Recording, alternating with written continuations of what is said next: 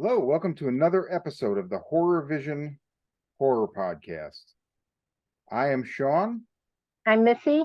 And I am Anthony the Aardvark. It is Saturday night, 11 o'clock Central Time, and we are going to talk about a new movie called Barbie. No, we're not going to talk about Barbie.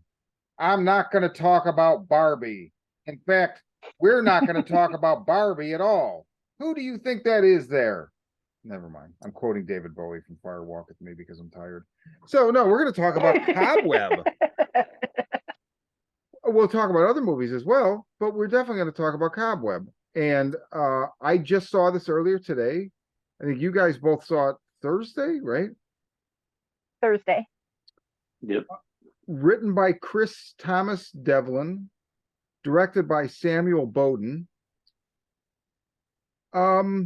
Just opened this weekend, and it's competing with, man, I was telling Anthony right before you jumped on, Missy, and before we started rolling.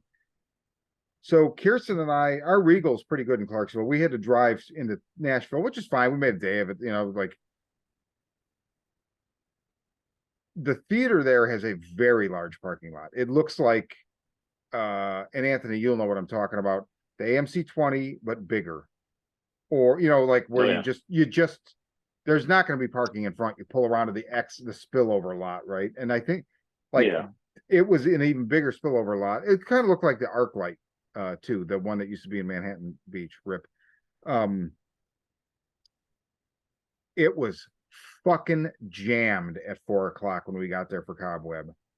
And the people there were not seeing Cobweb. I think there might have been a total of 2 other couples in there, maybe 3. I don't think so.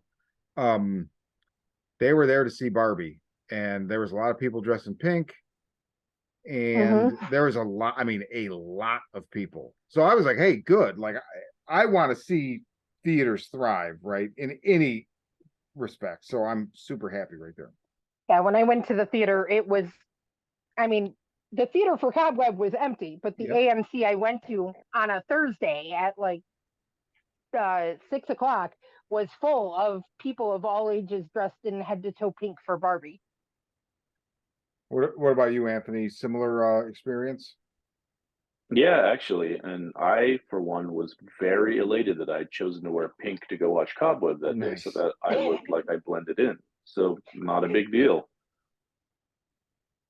But no, that parking lot was full. Lots of people of all ages walking around, a lot of families.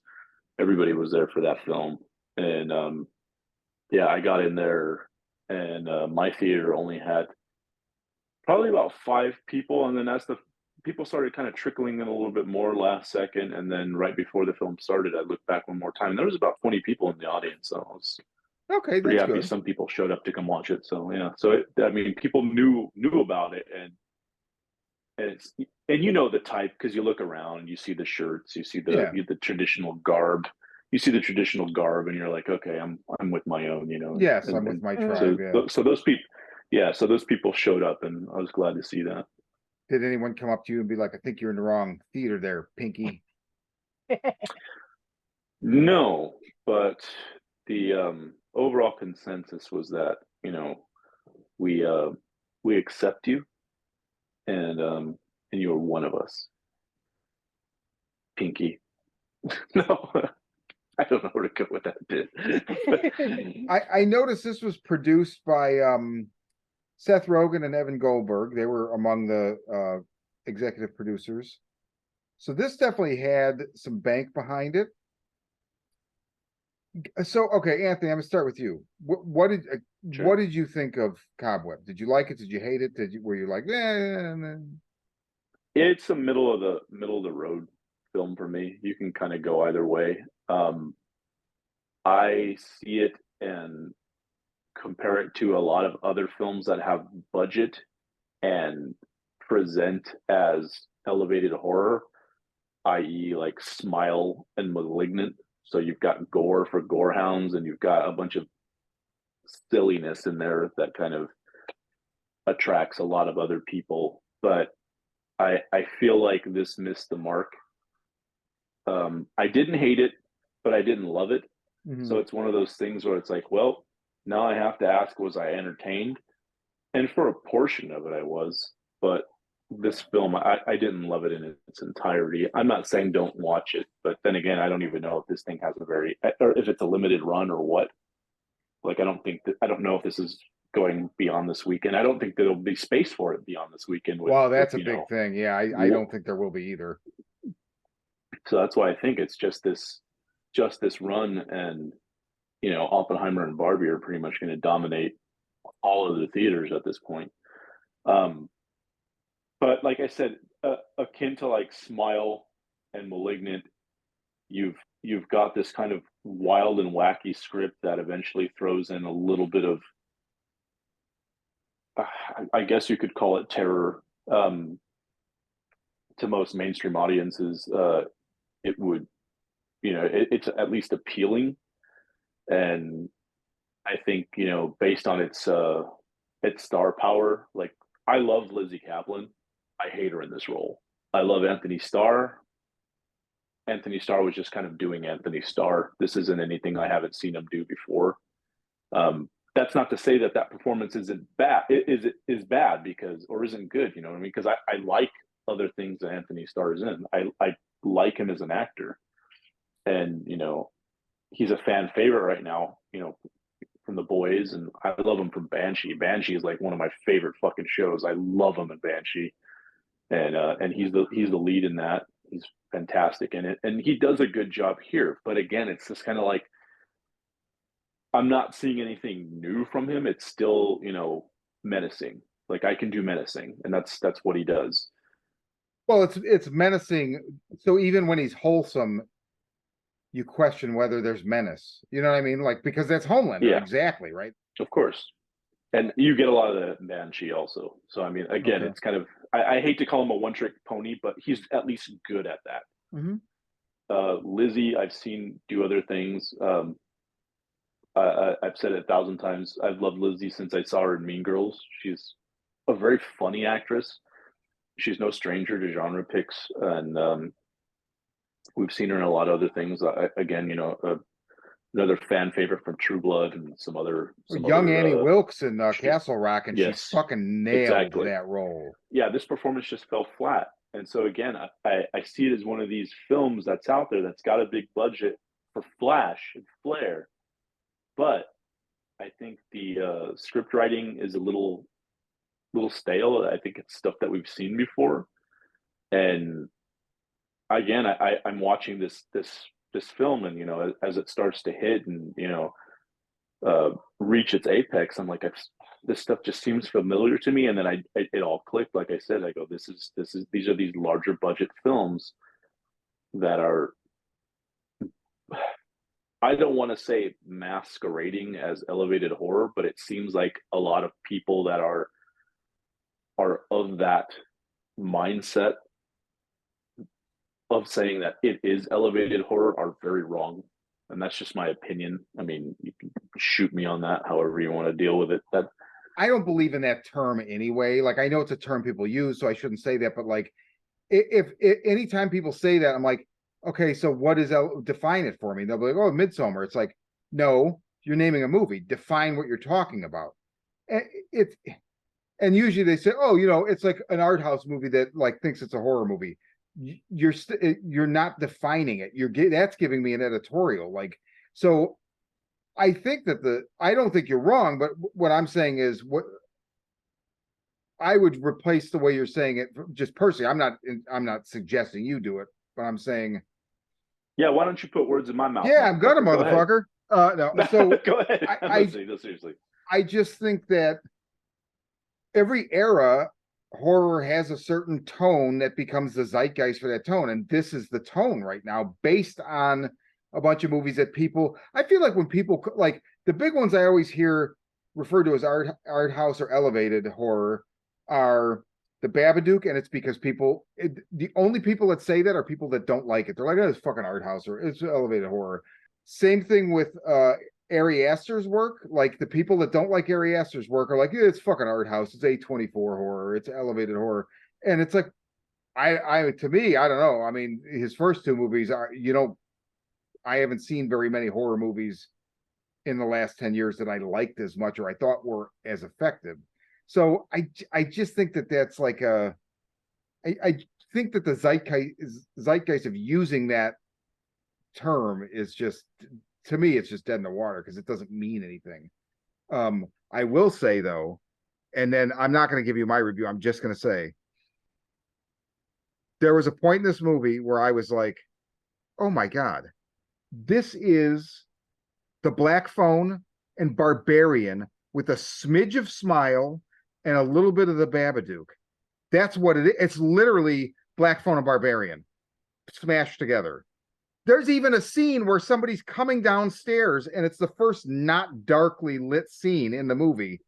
A female who, that in retrospect, I was like, wait, is this the same actress from Barbarian? I'm like, no, it's not. It's not. Because I couldn't place where I knew Claudia Coleman from. She's walking down the stairs near the end of the movie, and it's the Barbarian shot. I was like, oh my God. Now, I didn't think that they were ripping them off. I just felt like that's why I think when you say it felt familiar, it did feel familiar. It felt like they were pulling homage or like pieces from a bunch of places. And I think ultimately that's why the movie got made. So, but anyway, so that's just something I wanted to throw out there just because of the, with like how you were explaining it made me kind of think of that. Well, then this is what I'll call it. I'll just call it middle of the road horror. It ain't this way. It ain't that way. It's straight. It's pretty straightforward. And you can kind of, loyalists to the genre will know exactly what you're seeing when you see it. And that's it. Missy, what'd you think? I really liked it. I had a really good time. I'm assuming are we doing spoilers later or not at all? I think not at all. Because it's so new, Okay. and we're going to cover other stuff on the episode. So let's just stay spoiler free if we can. Okay. I had a really good time. I love stories it's a fun monster movie. I won't say anything else about what it is, but if you like monster movies, I think this will give you what you want. Mm-hmm. I thought it had a compelling story. I mean, it definitely held my attention. I'm not familiar with either Lizzie Kaplan or Anthony Starr from anywhere else, so I didn't have those attachments. I've never seen them in anything else. I thought Anthony Starr was like he delivered that really creepy dad role very, very well. Then when you get to the end, it does give you, like, if you're a bit of a gore hound, and I am, it gave me what I wanted. Mm-hmm. I mean, I thought it was a really good popcorn movie, and I had a really good time. I mean, I guess it didn't really surprise me, but I was okay with that. I thought the performances were solid. The little boy did a really good job. I came home and I was happy. It was a fun movie. It gave me what I wanted. I got a creature that's, I mean, when it comes down to it, half the time that's all I really want. Mm-hmm. And I got good gore.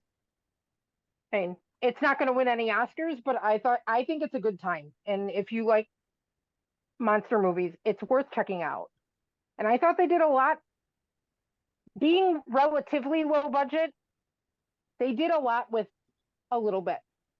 They did. I agree with that. They gave me a monster, but they never showed me too much. I always wanted more. It's lit, dark, and creepy, so they're able to play up the creature without overexposing it ever. You never get a really, really good look. And I think that works to its benefit. It absolutely does. So, I mean, I didn't know anything about it previously. The first I heard about it was when you said, hey, check and see if this movie is playing near you. So, I mean, I went into it completely cold. Best way to see a movie. Right. I mean, I agree. I try not to watch trailers and whatnot, but so I knew nothing about it and didn't have any attachments, but I was able to just kind of go where the story wanted to go. And I think it has a good payoff at the end. So, I mean, even if it starts out a little bit slow for you, if you let it just take you for the ride, it has a good payoff at the end. I wasn't disappointed. I agree. I did not like the movie when it started. I was keeping an open mind. I was having a really hard time, not because of Lizzie Kaplan or Anthony Starr's acting per se. Although I will say, I wish I could have seen Anthony Starr in that role without having the previous attachments, like you did, because I feel like the turn would have been better, and that's all I'll Okay. say to keep it spoiler free. Okay. But I hated them, and you're supposed to. Well, you're supposed to. I mean, I hated them too.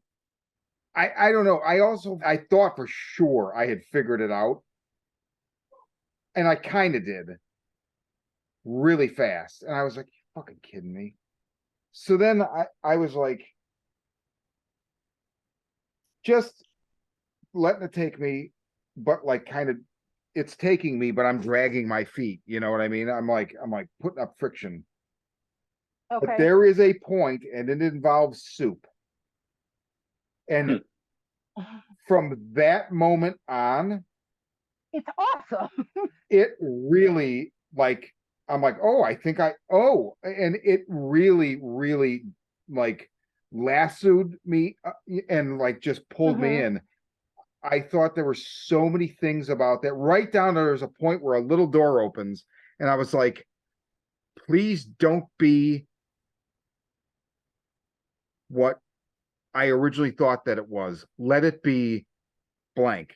And it was blank, and they really fucking swung for the fences. And I thought they did a lot with it, and it worked. So I would definitely say I think this will be in the theaters till Thursday. I could be wrong. Yeah, probably. If it's in there now, you know what I mean? They're not going to add I don't think they're going to add a Barbie or an Oppenheimer screen on Monday and take this. So I think this will be there till Thursday or Wednesday, and then it'll be gone. I'm glad it got a theatrical run. I love the fact that this will work to its advantage as far as the people that are like, I don't want to see Barbie or I don't want to see Oppenheimer. I want to see both. I don't want to see them opening fucking weekend. That's for damn sure. But the people that don't want to see either one of those, or like the horror fans, where it's like, this always happens to horror fans, right? Some movie that opens that you want to see, and it's not going to be in the theater because Doctor Strange, Doctor Doom, Doctor Dildo, they're all big Marvel movies that are opening on 90 fucking screens. And guess what? So the horror movie that if it was released at a time when they get bumped. They're not going to be in most theaters. And it's always like, and then you see the movie, you're like, God, that would have fucking been great in a theater. What the fuck? Why did they have to have the Captain Marvel on, 19 fucking screens? Well, because it's probably selling more tickets, right? But supply and demand. But I was glad it was there, and I think it will do decent because it is the only alternative to those movies, especially if you're a horror fan. So, I think that's kind of cool. There were people in my theater. Usually there are never people when I go. And I mean, I was kind of surprised for 6 o'clock on a Thursday. There were like a dozen other people there. Okay. I mean, they looked like us. Well, that's good. I mean, they were horror fans, but they were still there. They came out. Yeah, so I'm glad. I did like it. I don't know what a second viewing would be like. I don't know if I'll ever have one. I suspect I will, just to see if if the way the last half grabbed me will balance out how I feel about the first half. But yeah, I don't know. Very, very good. Do we need to go spoilers? Anybody want to talk spoilers on Cobweb, or should we move on? Or is there any last minute additions, subtractions? Just that I like the involving that soup scene. I think that's where the film takes its turn, and that's a good setup for the third act. And I like that interaction between the parents and the child at that point. But I think the reveal was a relief, and they set up the reveal a little, prior to the third act, so you know what's coming. But what I'd initially thought, I was glad I was really wrong. I was wrong when that happened, and I was actually happy that it was going in an alternate direction. And I think just things happen in the third act that look goofy to me. And if that doesn't bother you, then I mean you'll enjoy it. That's fine. To me, it was just a little over the top, and I don't think it ruined the film. But then again, I mean, considering I didn't love it to begin with or hate it to begin with, it kind of is what it is. Not a waste of my time though. I was glad to go out there and support it, and I hope that this means like Anthony Starr will get bigger roles or continue to at least remain a name.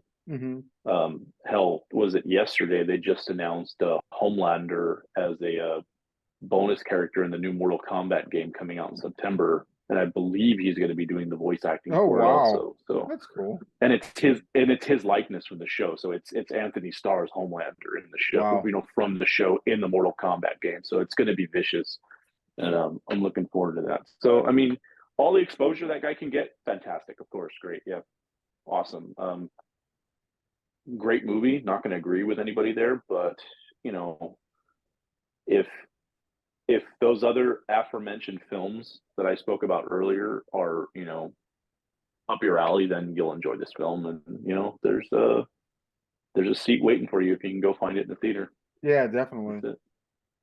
I will say, actually, my favorite part about the first half that really made me smile was seeing a name in the credits and going, oh, and then seeing a character and not putting it together the first time, the bully.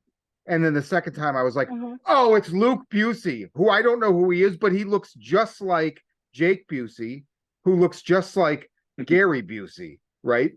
Like, I mean, he's just I didn't catch that. That's funny. Neither did I. I saw the name. Wow. He's the spitting fucking image. Like Kirsten and I talked about that more than we talked about the movie when we left.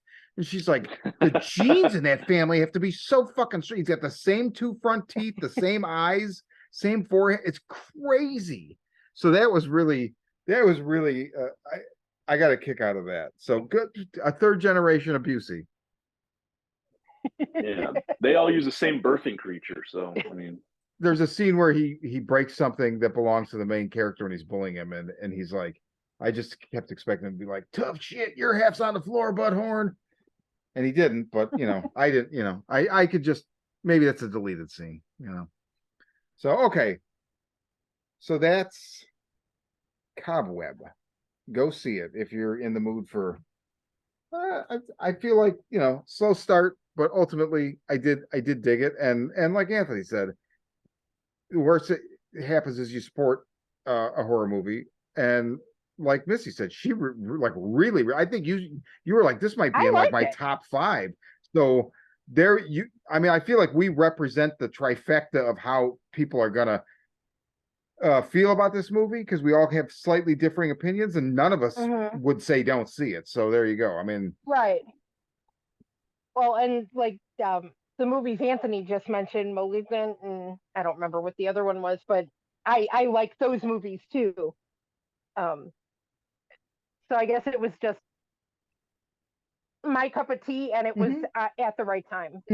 But I had a really good time. I'd say go see it. I agree.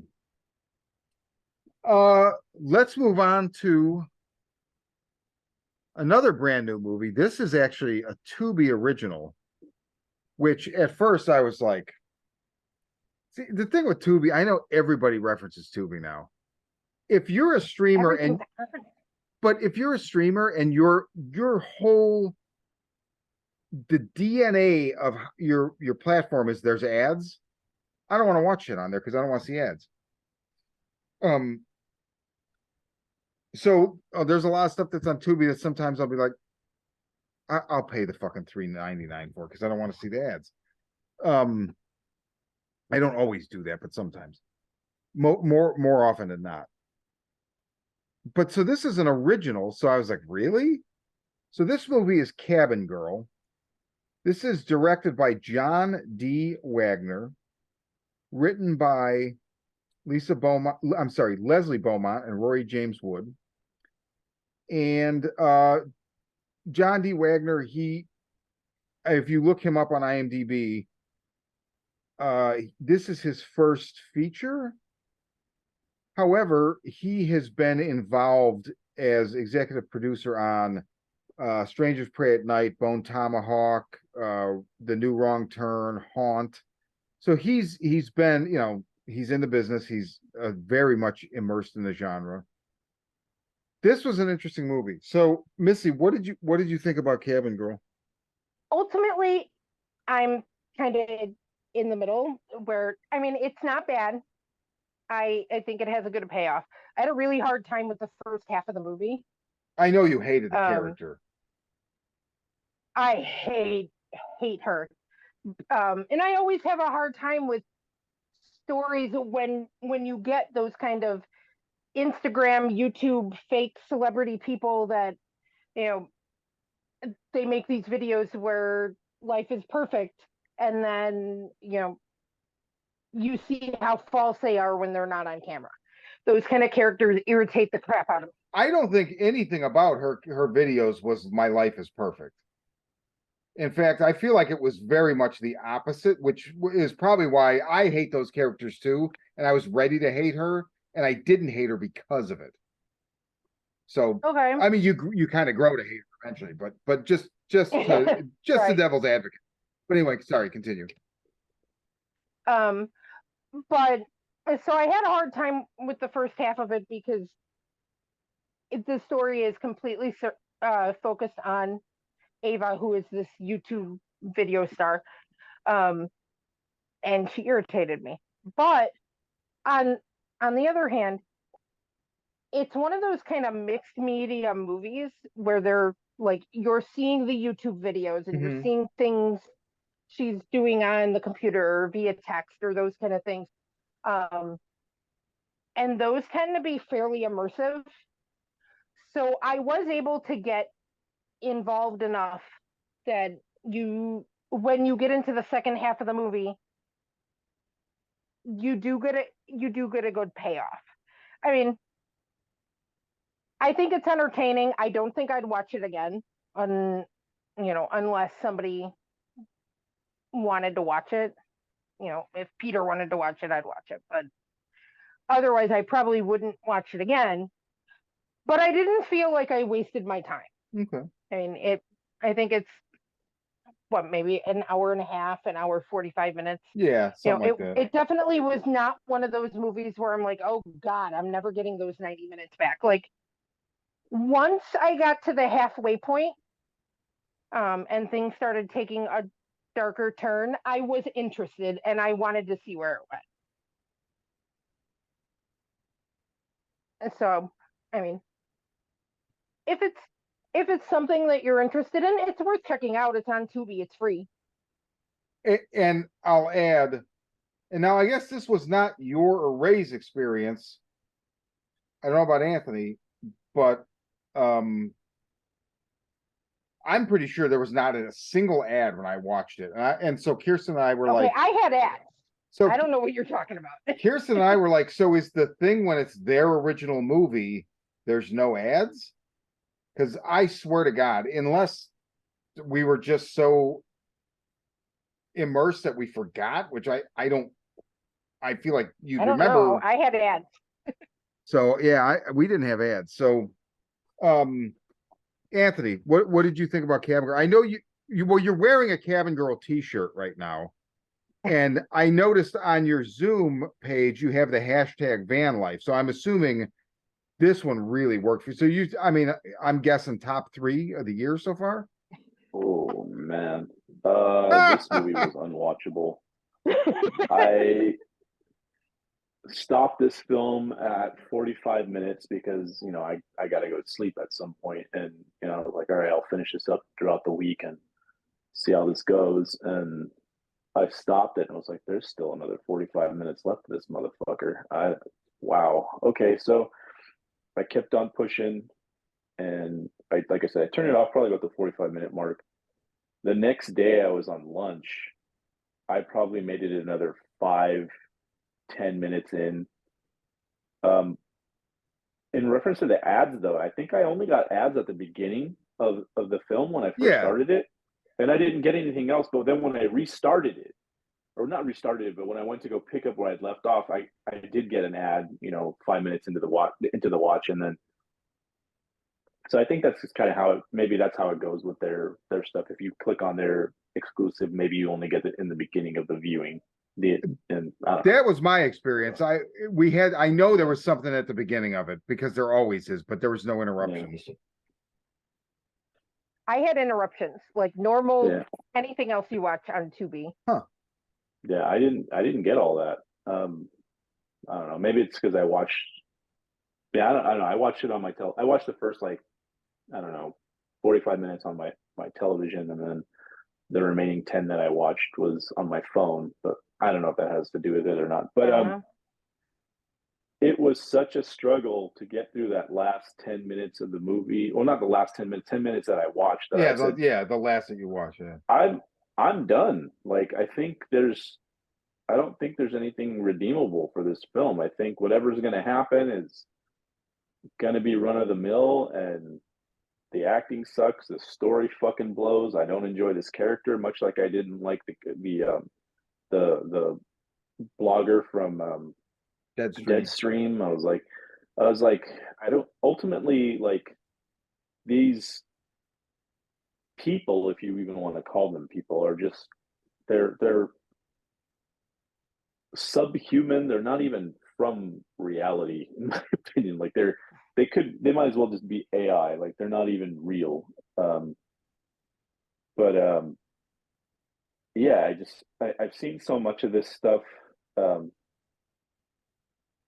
With just things I've seen on YouTube and whatnot. So I get the characters are built up to be unlikable, but that doesn't make for a good film. Much like what's it called, the lead character from the last Hellraiser movie that came out. I'm like, yeah, I don't give a shit about any of these characters. So I'm like, line them up and hack all their heads off, and let's move the movie along. Let's speed this up because the pacing is really fucking bad. And I don't give a shit about what's going on as far as love interests or X, Y, and Z. I'm not spoiling anything here about what I'm saying, but it's no, not at all. The characters were so just blah and underwritten, and I mean, you get what you pay for when you're watching a Tubi exclusive. Put it that way. I couldn't finish the movie, and I was like, "There's other things I gotta watch. There's other things I'd rather read." And I remember having this discussion with Sean, and Sean's like, "Dude, move on. I get it. It's not for everybody." I was like, "Yeah, this ain't for me. It's a thumbs down." I really liked it. So the thing with Deadstream was that guy was so unlikable. And I did ultimately like the movie Deadstream, but it was an uphill struggle for sure because he was one of these, exactly what you guys are talking about as far as with the influencers, because I feel the same way. And the thing I liked right from the bat is, usually when you see the influencers, they're already an influencer, and that's what they set out to do. And this, I like the way this literally started with her at the beginning, and she's just like, and this is not a spoiler, but she's like, my parents died, and I have just enough money to buy this van, and I'm just gonna drive around, and so she starts this hashtag van life, and that's her YouTube thing is, and you literally see her like one follower, 10 likes, 10 followers, or whatever, and you see it grow organically. And so I thought that she was really, initially at least, I was like rooting for her for sure. And she didn't set out to be like an influencer like we think of influencers where they're hawking a bunch of stuff. And I mean, she was literally just like, I don't have anybody except my fans, and I'm gonna just live my life and talk about it and blah blah blah. And so the thing with the movie, when I saw the trailer for this movie, it's what convinced me to watch it because again, to be original, I'm like, ah. And I'm like, this movie looks fucking nuts. Like, what is going on here? It looks like there's like a guy stalking her with an axe. There's some kind of fucking murder ghost or a zombie or some shit. Like, I'm like, I have no idea what it looks like. A kitchen sink flick. It's not a kitchen sink flick, but the thing that really got me was it's juggling and it's like watch him an add a ball, and you're like, okay, there's no way this lands. It landed. I was impressed. It landed. None of it seemed like in order to pull this aspect off, we had to, oh, that wasn't real or this or that. Like they literally like grounded everything that they dealt with. They answered. I mean, there's an ambiguity to it, to the outcome, but overall, like, I don't know. I was pretty impressed. I really liked it. I thought it was good. So I would definitely say, I think most people are going to be, if you're not going to like this movie, you're going to know within the first 10, 15 minutes. It's on Tubi. It's for free. I don't know if I can tell people they won't get ads because some of us did, some of us didn't.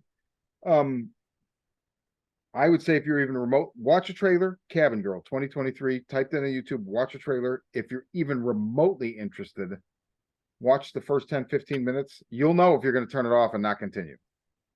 And if not, watch it. So yeah, I dug it. Okay. Yeah, I mean, I think I'm pretty square in the middle. It's okay. I don't hate it. I don't love it. Mm-hmm. But I agree. I mean, check out a trailer. If it sounds interesting to you, check it out. It's not terrible. Yeah. It's just not really my cup of tea.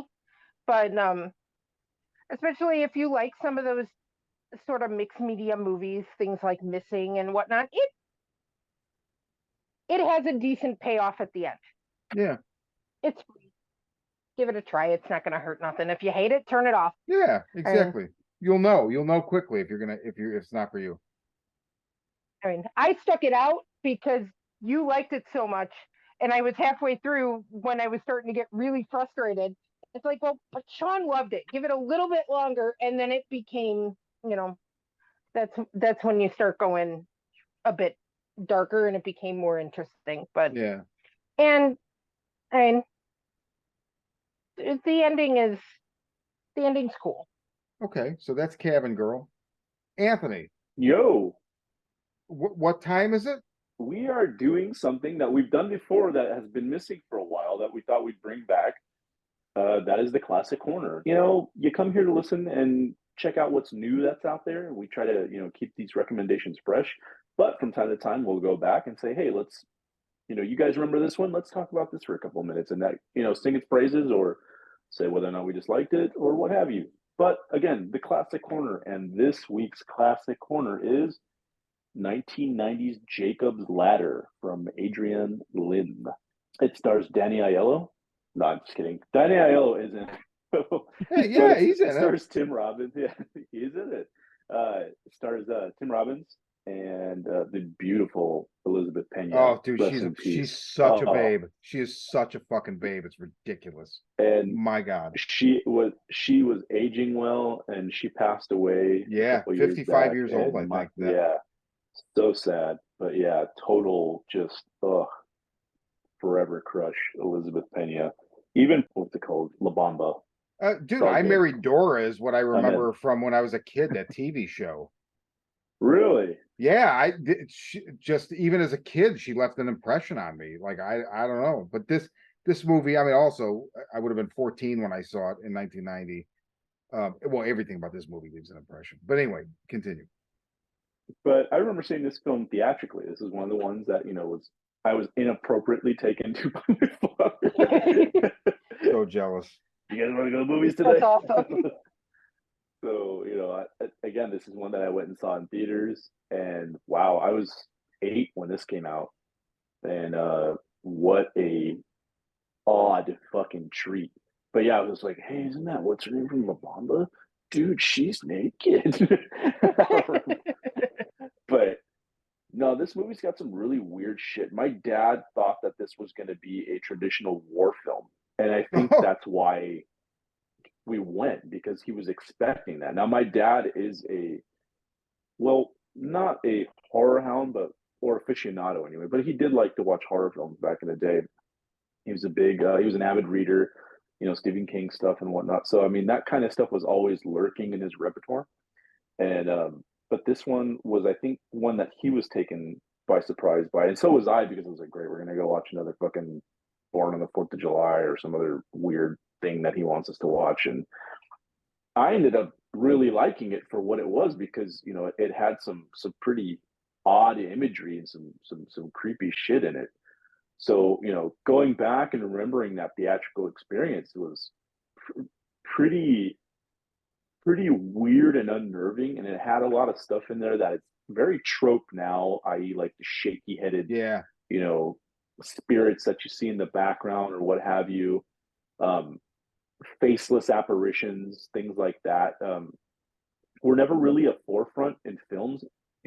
Going forward though, you can see where a lot of modern genre stuff draws that from. Oh, so much. And, like Silent Hill is just rife. Oh, absolutely. So, one of the big things is Silent Hill 2's main storyline is about a guy who is probably dead and is coming back and living in this, nightmarish world. So Silent Hill 2 and a bit of Silent Hill are actually not based, but heavily inspired by the Jacob's Ladder story. So odd that you mentioned that, but coincidental as well.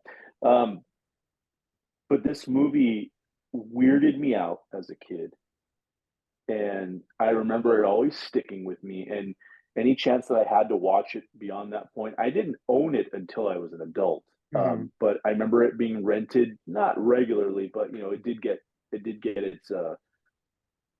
a solid viewership at my house. It made its rounds from time to time. But a very, very emotional and gripping performance from Robin's character. Yeah. I mean, you really fucking feel for the guy. And I mean, we can talk spoilers about this. This movie came out in 1990, so if you haven't seen it by now, I mean, what the fuck? You probably should have seen it. If you haven't seen it, turn this off and come back to go see it, because it's right. Go check it out. To me, it's like one of the most iconic. I mean, it's just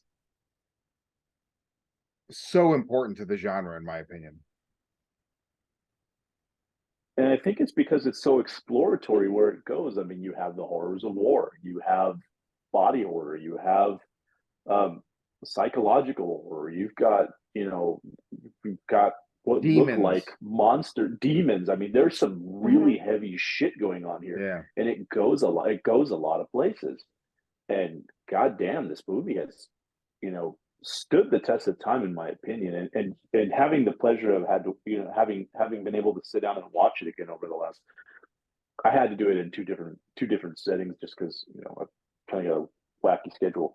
But man, today was the last hour of the film, and fuck, it was so good. Like, it just kept getting better and better, and it just goes to heavier and darker places until its end, where you're like, fuck, finally, mercy for this motherfucker. Yeah. Because you feel so much for what he's going through, and it's just very fucking grim shit.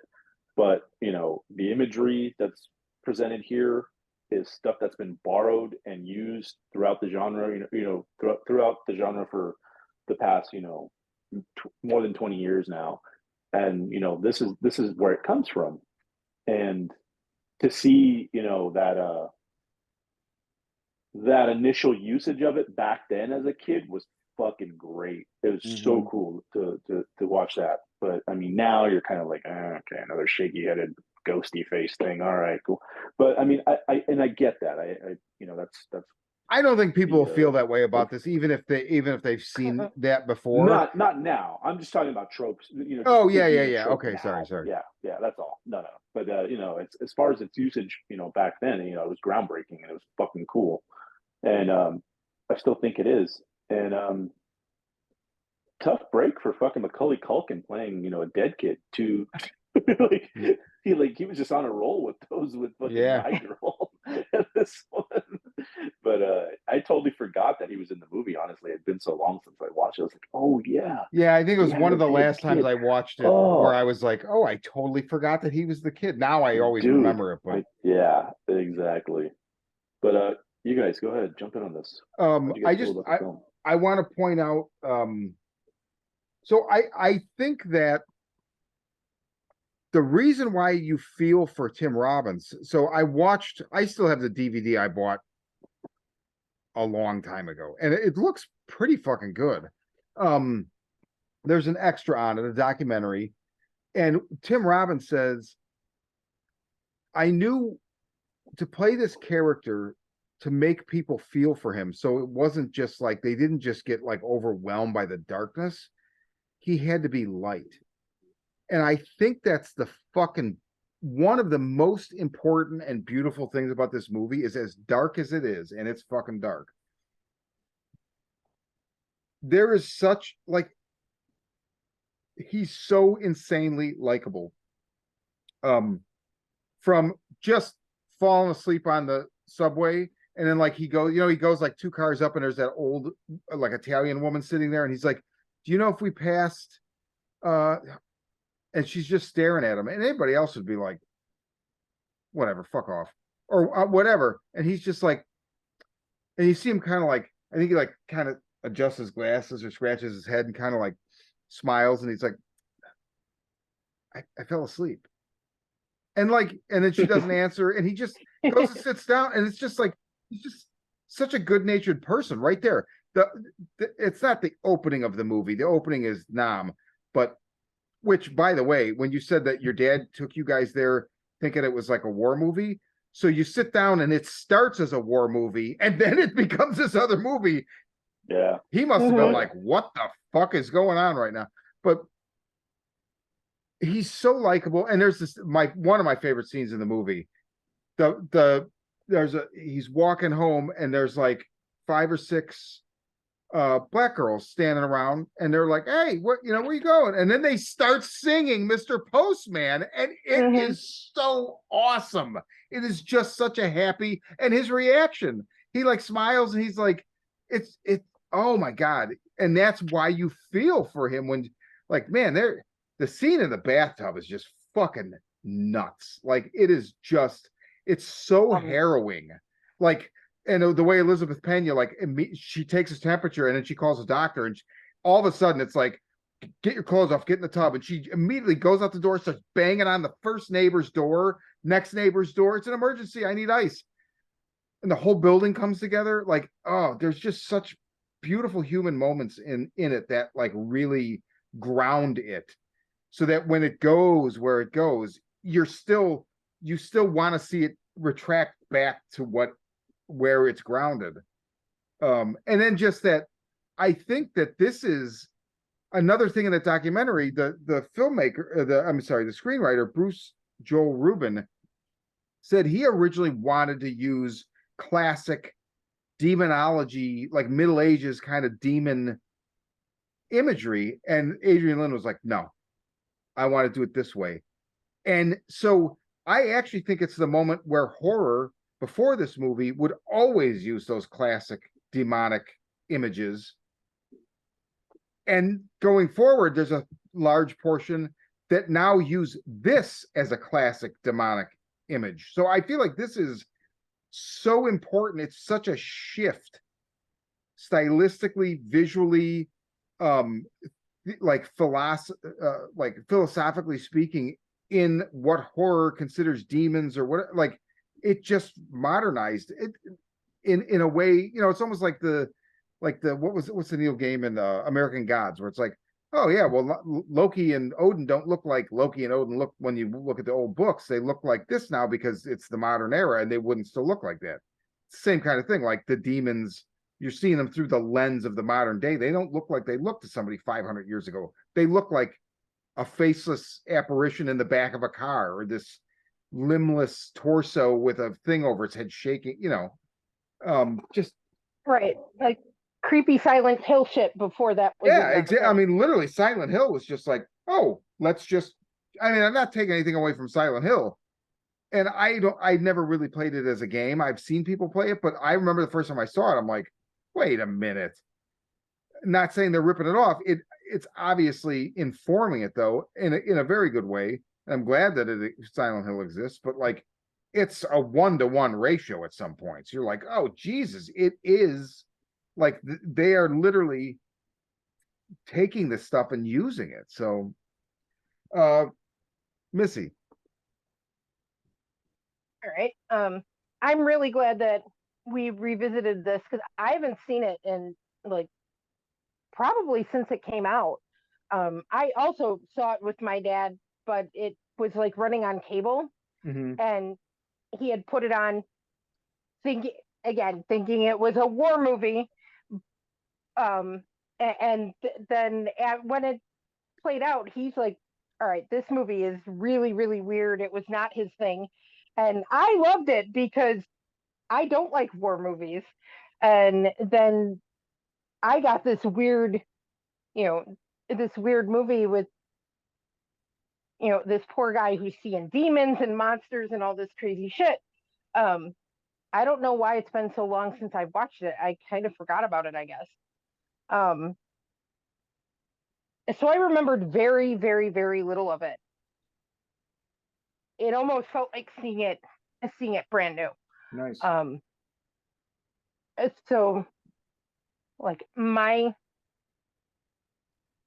of the things that I really loved, there's two scenes, the bathtub scene and then there's one on the train where he's starting to lose his shit and there's like all these people around him like touching him. Mm-hmm. And both of those, like, like you were just saying, he's a very relatable, likable character. And then as somebody who has anxiety, those scenes made me feel very, very anxious in a good way. Like horror movies don't get that reaction out of me very often. Mm-hmm. So if it gets under my skin like that, I usually think it's amazing. I think the performances are fantastic. I love that it kind of, you've got the two storylines and it takes the horrors of war mixed with, the horrors of the real world. And then you've got these monsters in here and then the darkness going on in his head. And him trying to piece it all together. Like, I think it's a fantastic movie. And I mean, I really enjoyed revisiting it.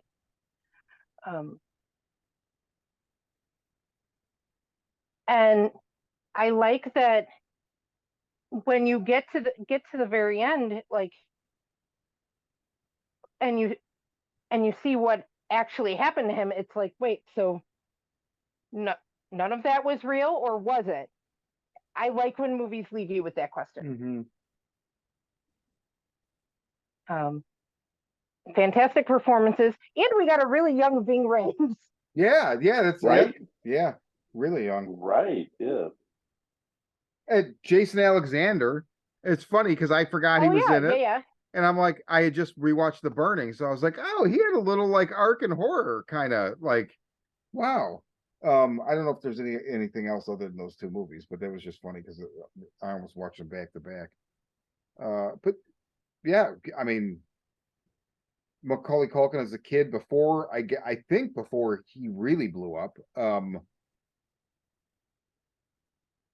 don't remember who plays the wife. Well, and we also get I think his name is Pruitt Taylor Vance. Is that it? Yeah, the guy from Constantine. Yeah, that's the alcoholic. And we've seen him in other horror movies too. He's in so much. Yeah. Wait, who was he in Constantine? He's the priest that's a drunk. Remember, he's trying to drink the booze and he can't. He drowns in alcohol. Oh yeah. Shit! He was in Identity also. Yes, right. yes. He's in a ton. Yeah, he was. Yeah. Okay. Lots of horror stuff too. Yeah. I've seen him in a million places. Yeah, and solid actor. no, Devil's Candy. Which I Yeah, adore Devil's that Candy. movie. He's in that. He's fucking, man, he's a good actor. I like him. Yeah, me too. Oh, I it's funny. I didn't even know he was in it. I just looked him up on IMDb. He's in Angel Heart. I did not Really? realize. Yeah, I mean, I think it's a Me small neither. character, Detective Demos. I can't even picture the character, but it's funny that comes up because this movie, there's always been a small subgenre in my head. I have no name for it, but it's basically 4 movies. And they're all from like the same like 3 years. It's this movie, it's Flatliners, it's Serpent the Rainbow, and it's Angel Heart. I don't know what it is about those movies. It might just be because of when I saw them, but they seem to me like they're horror. But I almost feel like it's an approach to horror in and of itself, where it almost reminds me of the way what we were talking about before, where there's certain things that trigger people saying like, oh, that's like A24 horror, or there's something about those movies to me. There's correlations or through lines, and I don't know, but they're kin. So now it's like I watched this and I was immediately like, I want to watch Flatliners, I want to watch Angel Heart, I want to watch Serpent the Rainbow. Mm-hmm. And then he was in 2 of them. Yeah, I was thinking Flatliners throughout this viewing. Yeah. I like Danny Aiello's character, how he kind of plays like a guardian angel to him, where he kind of continues to fix him up and keep him operational, but still reminding him like you don't have to go through this. Yeah. Dropping the subtle bits of knowledge, like you don't have to do this, and the reason why this is happening to you is because of X, Y, and Z. And if you just kind of if you stop, looking for the darkness, you'll find your way out of this. And he's the one that has to like plunge in and pull him out of the sanitarium. Love that and scene. Fix him up again, and give him the strength and prop him up again to where he can, and shows him, because remember, he tells him, I want you to walk on your own, like, Yep. And when he sees he can do it, and he's like, see, you can, and it basically tells him to go home after that, like, this is what you need to go do. And kind of finds a way to point him in the right direction. So I like him as like a quote unquote guardian angel character. I think he's really cool in this. And which is kind of why I like his character in The Professional too, because he's always looking out for Leon. Never, not wanting him to get hurt or killed, but giving him stuff that he can handle, and make sure that he comes back and has a place to come to. And I don't know, but obviously it's for his own gain in that film. But anyway, no, again, I think that role was overlooked, and I liked Aiello in that character, in that role. It was pretty fucking cool. Beyond that, this movie's fucking rad. I mean, I think it's seems to be unanimous here that we all enjoyed it, and like you said, it's akin to those other films that came out in that time frame. Because the thing I was thinking about, or the film that I was thinking about watching during this was Flatliners. And then I kept telling myself, I was like, wait a minute, does that movie suck? Because I can't remember. Oh, it's great. I remember seeing it. It's so great. Yeah, I haven't seen it in years, and so I looked it up, and it's actually on. Arrow has a copy of it, or edition of it that's out on Amazon right now for like $15. You can score the Arrow edition of that. I thought I probably will end up going back to revisit that one, because it's been some time. But I'm really glad that we sat down and watched this, because it still fucking holds up. And like you said, Sean, it has created some staples, like some key elements that have been used in horror going forward from this point. And it is it was the apex for its time, and I think it still holds up well. And I encourage a lot of viewers out there who haven't seen this film to go back and watch it. It's not your atypical horror film. A lot of psychological weird shit going on here, but fucking intense, beautifully acted. Elizabeth Pena, everybody, Jesus fucking Christ, stabbed me in the heart. Yeah, no, fantastic movie, hands down. Would watch again. Would like to watch this movie again soon. Great, great film. Great film. That's all I gotta say about it. Missy? Yeah, I really loved watching it, and I didn't catch all that about Danny Aiello's character. I see it now that you just called it out. He even tells him he looks like an Yeah. overgrown cherub Yeah. at some point. Yeah. And like that all went over my head. I just thought that, I liked his character and that he looked out for Jacob, but you just made a few more pieces fall into place, which is pretty cool. And it's kind of funny. I was also thinking about watching Flatliners, but I've always loved that movie. It's something about, like Sean said, like all four of those movies just play with, like, they're rooted in the real world, but kind of lean into the in-between at the same time. Mm-hmm. Yeah. I think. I mean, at least I think that's what always drew me to them. But yeah, great movie. I'm glad you picked it and we watched it again, because I barely remembered it. And hopefully we can work in Flatliners as a future classic corner. I was going to suggest that. And I would like to point out that, so also, like, I remember I had seen this film, and then at some point when I was in early college, I took a film class, just like a film appreciation class, and they showed us a short film called An Occurrence at Owl Creek Bridge. And I was immediately like, oh my fucking God, Jacob's Ladder is based on this, and it's a remake. And so the version, I don't remember what version we watched in class. There's a 5-minute version on YouTube. I'll try to remember to put it in the show notes. But then Ray was saying that Rod Serling liked it so much that he sought out the creator and had him do it for a Twilight Zone episode.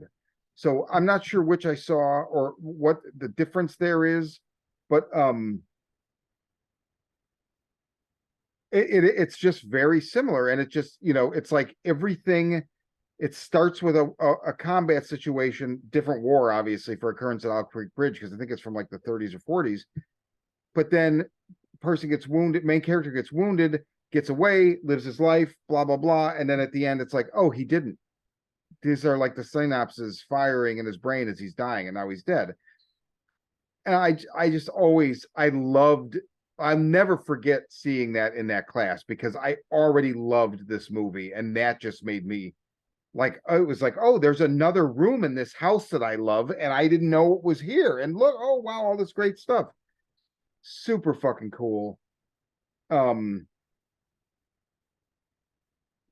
man, I don't know. I love this fucking movie. I just love it. And in regards to Danny Aiello, he has the key line in the whole fucking movie, and they even go so far as to repeat it, like with him off camera. It's like as if Jacob's like rehearing it or thinking about it, and it's like, if you're holding on, you'll see demons tearing your life away, but if you make peace with it, you'll see angels taking you to what's next. And so there's like a couple moments where he literally sees like a demon and then like his kid who's dead. That's earlier in the film. I forget how that exactly happens, but it's like he sees a demon, but then it's like, oh no, Gabe's standing there. And then at the end, it's the same thing where it's like there's like this demonic negative force, and then like he sees past it, and it's like, no, there's Gabe. And so it's literally he just shifts his focus, lets go, and then it's, oh no, everything's fine. I just think it's beautiful. I think absolutely beautiful. I think it's philosophically, it gives me hope. Right? Like as I contemplate my own mortality, like, I don't know. And we should all have a fucking Louis, the chiropractor, looking out for it. I just he comes into that hospital, and like, I fucking love that, man, where he just grabs like wrap IV this bag. around your neck. Wrap this around your head. He just takes him out of the hospital. It's so fantastic. It's another just really great scene, and another really great character that grounds it, right? So yeah, I'm so happy you picked it. And it should be said, for this movie and for Flatliners, You want the version of Jacob's Ladder from 1990. I've not seen the remake from like 5 years ago. I never will. I'm just not interested. It's just a perfect movie. Don't fuck with it. Flatliners, I didn't see that remake either. Not interested. You want the one from 1987. Great residuals for the creators that they're, getting credit and residuals on these movies being remade for a new generation. I don't think you can remake. I think both movies really, other than they're obviously going to be dated to some degree with fashion and not terribly, although maybe I say that because I'm 47, but like Jacob's Ladder, I just feel like it's timeless. So I implore you, don't watch the fucking remake. Well, okay, so those are the three this week. So Jacob's Ladder, Classic Corner, unanimously, we're going to tell you, if you haven't seen it, go see it. If you haven't seen it, you should have paused it before we talked about it, but whatever. Even if you didn't, still see it. And then Cabin Girl, it's free. Watch the first 10-15 minutes. You'll know if you don't like it, turn it off, or just ignore it altogether if it sounds like something you wouldn't like. And Cobweb, even though we kind of have three totally different reactions, I think that it's, all of us are saying, if it's in the theater for the next couple of days like we think it's going to be and you want to see it, I think it's worth your time.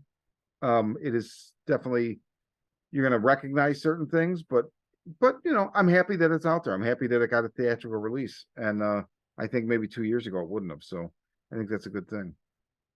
But then that'll do the episode. So guys, I just say have a wonderful Saturday evening, and thank you both. And for the Horror Vision Horror Podcast, I'm Sean. I'm Missy. And I'm Barbie.